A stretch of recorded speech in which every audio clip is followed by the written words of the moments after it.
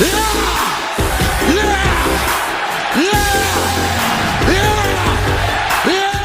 party peeps, what is up? It's your boy, the best gabber in the biz. Another episode of Raw on the road to the Elimination Chamber in Toronto is officially in the books. And a lot of stuff went down. The Elimination Chamber for the men is now set and complete. We're having a match that will not be official, but unsanctioned in just a few weeks at the Chamber.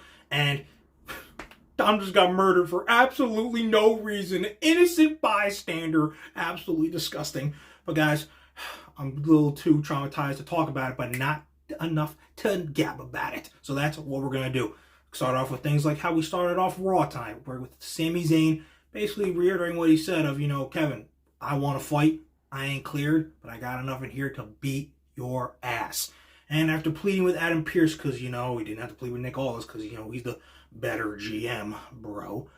At the end of the day, it is now completely going down. Zayn, Owens, unsanctioned at the Elimination Chamber PLE. Honestly, feel like that should end up being the main event, because Zayn and Owens are going to get the time to cook, and it's going to be unsanctioned, and it's in Toronto. Dude, nah, I wouldn't want to follow that. I legit would not want to follow that. They probably won't main event it, but I feel like you should. I really feel like that's what that you should have. If this really is the ending of their rivalry in terms of them fighting each other before they make up in 2 years, then yeah, I feel like they should main event. And again, you don't want to try to top those two with the hometown crowd and knowing that these two are going to beat each other's asses. And we could have a Randy return? Dude, nah, just forget it. That Sami obviously definitely wins that. He should anyway, but then Randy's going to most likely screw Kevin in that. Sets up their Mania match, and then I guess Zayn's going to fight Karrion Kross, which I don't love, but that's a one-off feud. And for people who are like, yo, Kross beats Sami, it's no, dog. It's called Kross gets over by having the best match of his career against Sami, who has a great match with anybody, versus Sami, who goes over and goes on to SmackDown once the draft comes and goes on to better things. Because he's most likely going to be in King of the Ring tournament this year to try to win the WWE Championship. But I digress. Just for now, Zayn Owens, I do wish it was going to be happening in Mania, the unsanctioned thing, because it's oh, dude, let's go, or inside Hell in a Cell. But it is what it is. I'm sure they will cook at the Elimination Chamber, and they are destined to fight forever.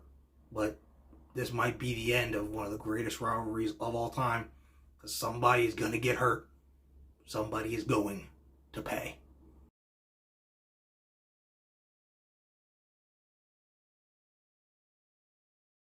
Guys, I'm talking about the Elimination Chamber. Let's talk about the men and the women, though. Both of the chambers have pretty much been done and done. Thank God Roxanne Perez did win on her side. She rightfully deserves it. Honestly, I would have called an audible if it wasn't the plan already. Just have her win the Women's Royal Rumble over Charlotte.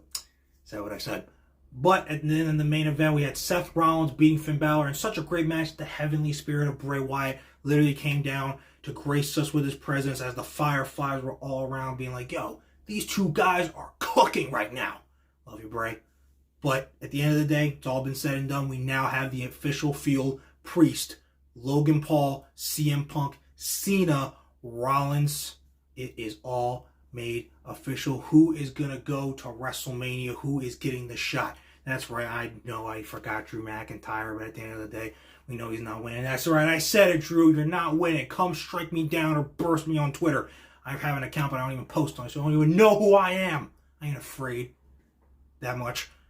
Either way, the field is set, and I made a whole video, go check it out, of why they should not change anything of doing Cena, Punk, and Cody in a triple threat. It's just going to be Cena winning, and Roman is going to come in, and he's going to screw both Punk and Rollins, most likely to get eliminated by Logan Paul, most likely, and then it comes down to Cena-Paul. Cena goes on to fight Cody at Mania. Win, but probably won't happen, but hey, you never know, I guess. And then Roman, Rollins, and Punk all go out in their triple threat main event for WrestleMania, all said and done. Punk finally gets his main event, and most likely Reigns ends up winning because Seth ends up getting the pin. But honestly, I know some people are not too thrilled about the triple threat, but I think they'll have a way to really get us into it, because it's three guys that are going to really hate each other after everything that's happened. So I'm kind of all for it. So at the end of the day, we still got to get through the chamber.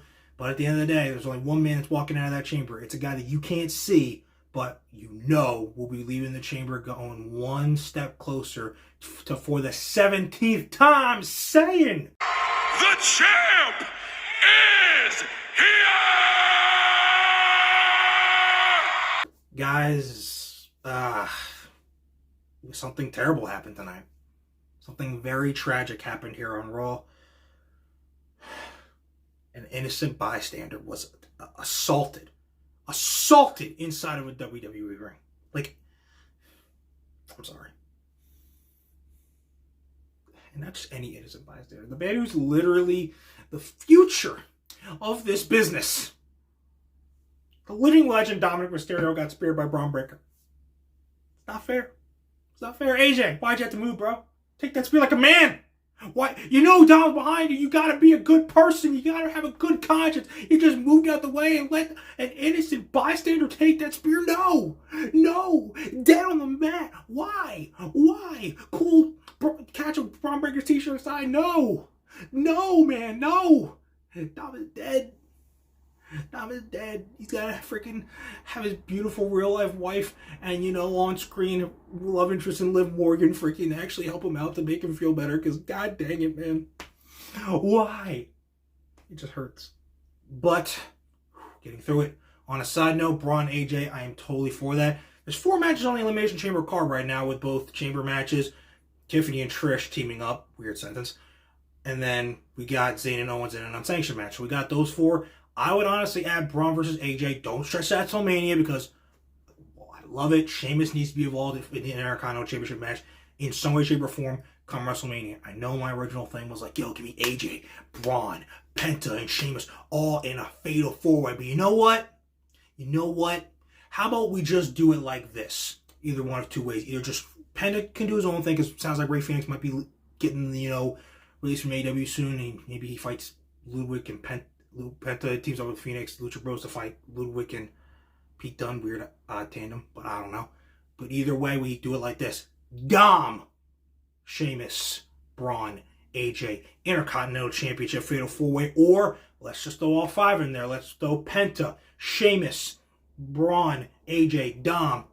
You know what? Throw a 6th guy in there. I don't know. Ludwig or friggin' Pete Dunne. Let's throw everybody in. Let's have an Intercontinental Championship ladder match. But after Braun friggin' speared Dom, I'm like, nah, bro, this can't stand. He's got to get a shot at that Intercontinental Championship. Not one-on-one, of course, don't want Dom to fully die. But Sheamus, the agenda has to be winning the Intercontinental Championship. So that is why I say Braun AJ should happen at the Chamber, so that we can still get the Sheamus agenda of winning at WrestleMania. Finally, that Intercontinental Championship. Though, if Dom were to accidentally win the Intercontinental title instead of Sheamus, I wouldn't necessarily hate that. Yes. Okay, you guys, that is Raw. We are done. Put it in the rearview mirror. We are done. A lot of stuff happened. Elimination Chamber is upon us. It'll be the last stop on the road to WrestleMania 41 or Yeet Mania, whatever you want to call it.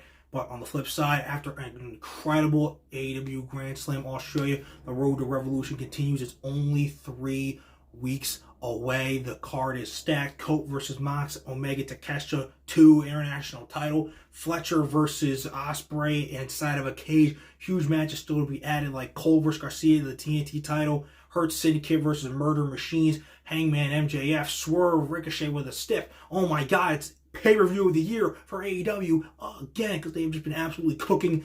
Despite what haters always try to be like, us intelligence people know they've been cooking since the beginning of 2025, and it continues this Wednesday with the Ops versus the Patriarchy. Amazing sentence. I absolutely love it.